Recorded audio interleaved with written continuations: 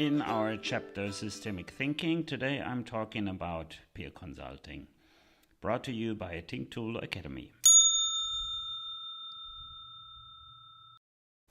People who work in a leadership position in an organization often face complex problems they cannot solve by themselves. Thinking about that problem doesn't help because it feels like your thoughts are going in a circle. So in order to not feel alone with their problem, these people intuitively do the right thing. They ask co-workers or colleagues for advice. But sometimes it seems that asking your colleagues for advice doesn't turn out to be the best decision.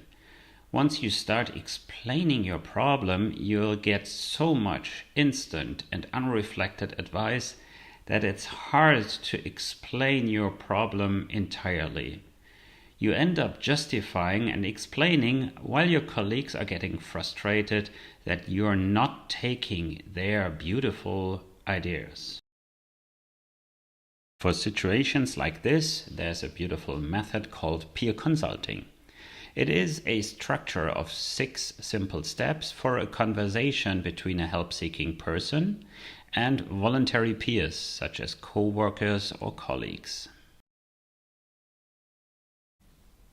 In a first step, the case owner explains his problematic situation as shortly as possible, but with all the details he or she thinks are necessary to understand the case. The colleagues who want to help act as consultants, but in this first step they just listen. Maybe they take down some notes.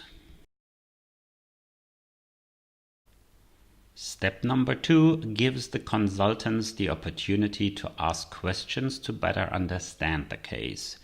Important here is that they only ask questions to clarify about what they heard. They should not disguise their advice in questions like, "Have you tried this and this at all?"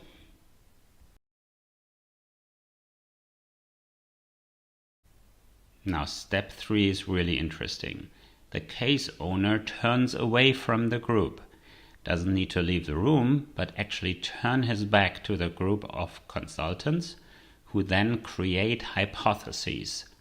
The case owner just listens, maybe takes down some notes. But by turning away from the group, he allows the consultants to actually focus on creating hypotheses without being distracted by eventual facial reactions by the case owner. The consultants use brainstorming techniques to come up with many different hypotheses.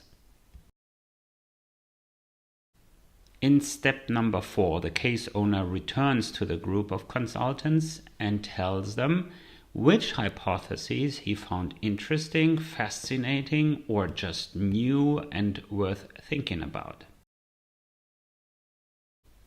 Step number 5 can be done with or without the case owner. Important is that the consultants creatively invent potentially helpful activities for the case owner based on the hypotheses he chose to be interesting. In the final step number 6, the case owner chooses one of those newly invented activities. He commits himself to actually do one concrete next step, preferably within the next 24 hours. Most case owners describe peer consulting as very helpful. Of course, the process cannot guarantee them a solution. But if they were in a gridlocked state of mind before, overwhelmed by the contradictory thoughts they had, they now have new ideas, new perspectives, and new opportunities and feel in charge of the situation a little more than before now.